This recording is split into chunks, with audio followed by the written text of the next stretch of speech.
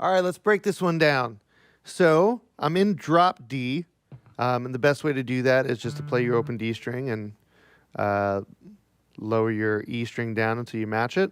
Okay, so I got that drop D there. The other thing that I'm doing is I'm adding the phaser. This is a signature effect of the Outlaw Waylon Jennings sound. So I have it on a pretty slow phase. It's pretty subtle. It's not nothing too crazy. I don't want it too fast. Okay.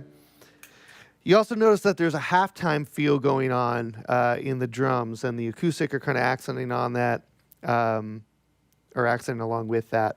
For my electric rhythm, it's really two approaches. Whenever you're playing this kind of style, the Outlaw style, you want to make sure that your fills are all leaning more to like the minor pentatonic, blues scale kind of vibe, kind of twangy, kind of, you know, a little bit more raunchy in everything that you do. So I'm starting here with a fill, and this is just kind of a, you know, a D blues or a D minor pentatonic fill, and I'm doing it in a little bit of an unorthodox way. I'm starting with my open D, and then I'm playing my C here at the 10th fret. Remember, we're tuned down, so that's sounding as C now. And I'm sliding down to B, and then I'm playing my A open. I could have done it down there, but it doesn't sound nearly as cool as playing it up here. Open D to my F, pulling it a quarter step sharp, and letting it ring. Now I'm not really playing any kind of rhythmic pattern. Everything for this rhythm guitar part in the A section of this tune is all reacting to the vocal and answering the vocal, filling in the gaps. So I'm allowing space for the vocal, and then I'm using my fills after every vocal line. So the first fill that I do is still on D, and I'm going to hammer on from A to C. And then I'm going to slide from C to D with the open D string at the same time, and I'm doing some hybrid picking to kind of get both those to happen. So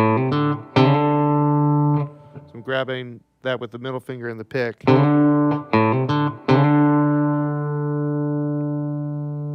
Okay, the next fill that I do is into the 5 chord.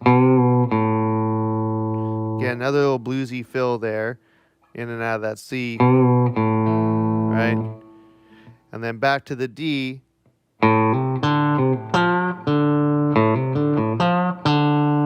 So hammering onto the C up to the D, another quarter step bend. Then I'm going to repeat the first fill because that's a great fill, and it's at the top of the section, so I can make a little hook out of it if I play it twice. So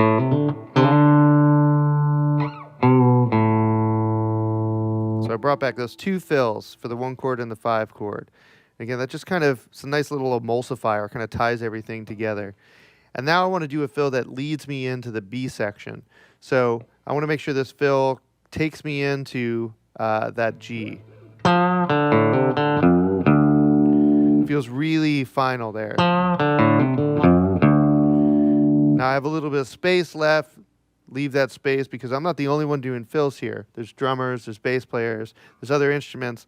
So you want to leave some space for everybody else to be able to fill into a section and bookend sections. Now this new section starts in G. I'm doing a half step approach to a G. That's one of our chord embellishments there. I'm just playing 2 notes of it. Okay, and then I have some hybrid picking here. I'm kind of loosely playing a shuffle pattern. That's the same if I were to do... That looks more familiar to you. But I'm just using the open D and G. And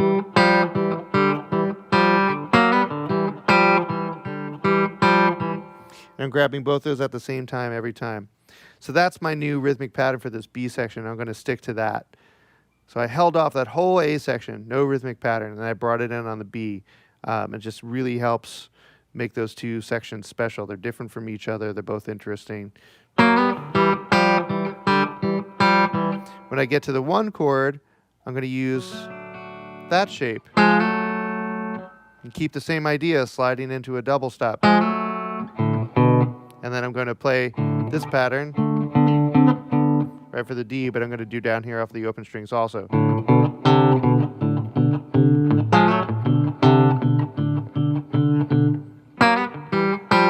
Back to the G. Back to the 1. And then to my 5 chord. So here I'm going to use a little tritone, the G and the C sharp out of the A. That's the flat 7 and the 3rd. And now the shuffle pattern that I'm playing will look pretty familiar because it's just that A shuffle pattern.